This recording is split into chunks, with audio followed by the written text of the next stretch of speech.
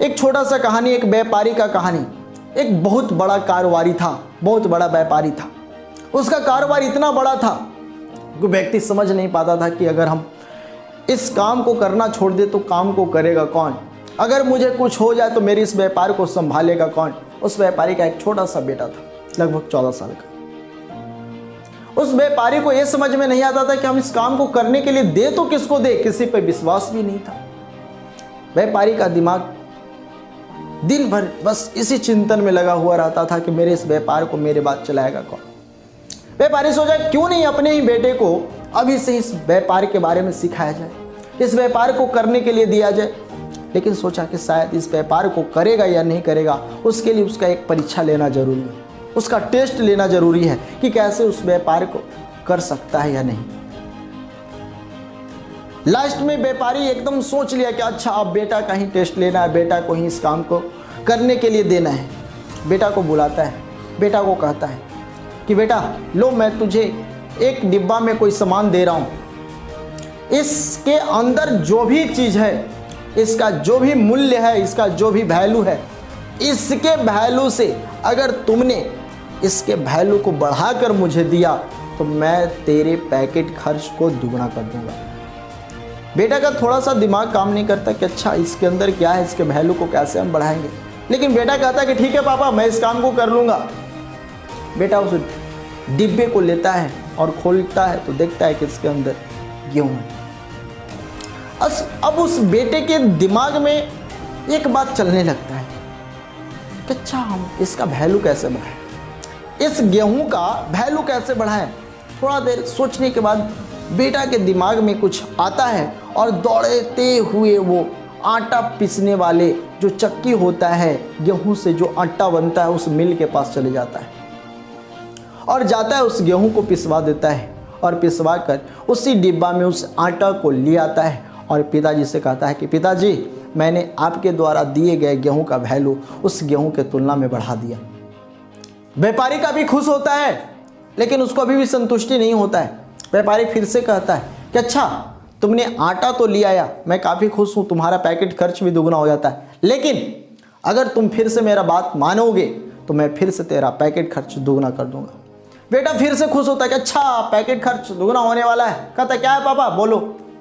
व्यापारी कहता है कि देखो, तुम जो ये आटा लेकर आए हो ना, इसको कुछ ऐसा करो कि इसका मूल्य इससे बड़ा हो जाए, इससे ज़्यादा हो जाए, और अगर ऐसा तुम कर देते हो तो फिर से तुम्हारा पैकेट खर्च दुगना हो जाएगा।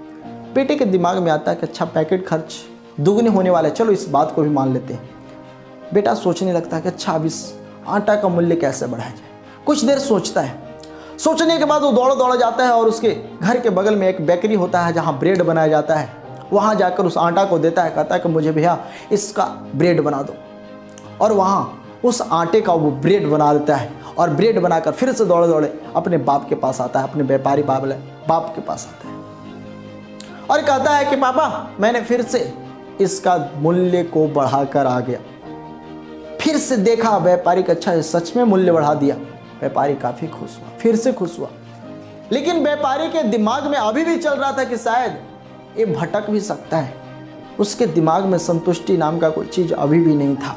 फिर से कहता है कि अच्छा तुमने ब्रेड बना लाया, मैं बहुत खुश हूँ, तुम्हारा पैकेट खर्च को दुगना किया गया, लेकिन अभी भी मेरा मन भरा नहीं है। अगर मेरा काम को फिर से तुम कर दो तो शायद मैं फिर से तेरे पैकेट खर्च को दुगना कर दूँ।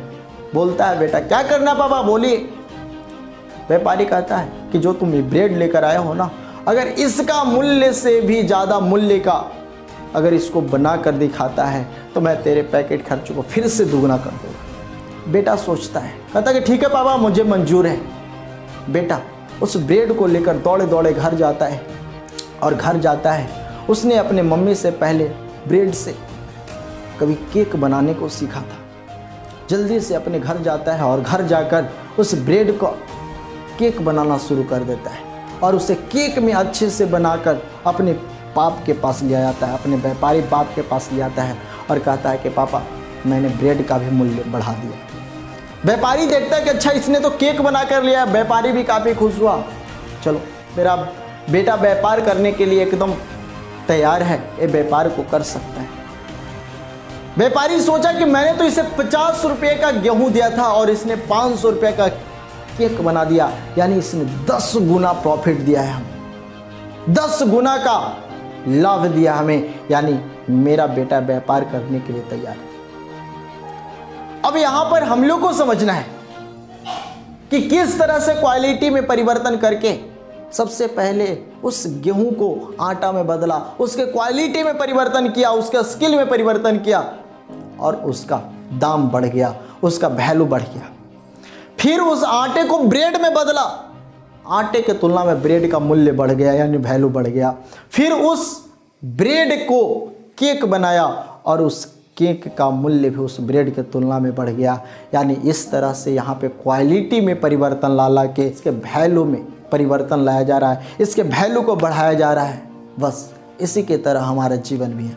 अगर हम अपने जीवन में लगातार परिवर्तन करते रहें, अपने अंदर के क्वालिटी को बढ़ाते रहें, अपने अंदर के स्किल को डेवलप करते रहें, हमारा एजुकेशन सिस्टम, हमारा योग्यता, सारा चीज़ अगर टाइम टू टाइम बदलने लगे तो शायद हमारा वैल्यू भी बढ़ जाए, हमारा कीमत भी बढ़ जाए।